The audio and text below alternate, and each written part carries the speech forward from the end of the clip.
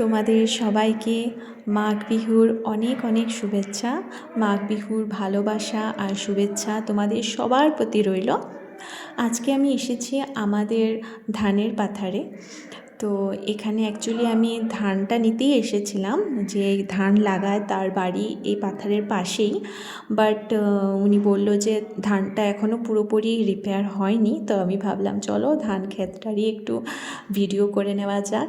তো এখানে এসেছি। এখানে পুরো ধানের পাথারটা যদিও আমাদের না, এখানে অনেকেরই ভাগ আছে। এই যে ভাগটা দেখা যাচ্ছে এই পার্টটাই আমাদের হয়।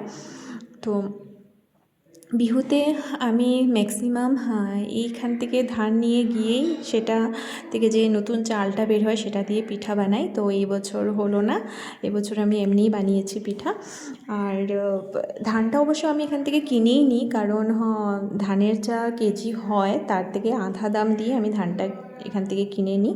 কারণ ওরা এখন ওই আগের মতন যেভাবে মানে আগে ফ্রিতে দিয়ে দিত যার জমিতে ধান লাগাতো, সেটা হয় না। কারণ অনেক খাটনি হয় এখানে ধান লাগাতে, সেটা আমিও বুঝি। তার জন্য ওরা যেটা মানে ডিমান্ড করে সেটাই আমি দিয়ে দিই। তবে ওরা বেশি ডিমান্ড করে না, যা কেজিতে হয় তার থেকে আধা দামেই নেয়, তো আমি সেটা দিয়ে দিই।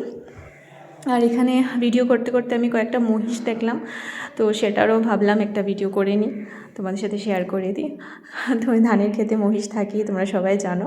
আর যখন ধানটা পুরো গ্রিন থাকে তখন দেখতে তো আরও সুন্দর লাগে। তো এবার যখন ধান লাগাবে আর পুরো গ্রিন থাকবে, ধানও ধরবে, তো সেটারও আমি ভিডিও পারলে তোমাদের সাথে শেয়ার করব। তো আজকের জন্য এতটুকুই। নেক্সট অন্য একটা ভিডিওতে তোমাদের সাথে আবার দেখা হবে।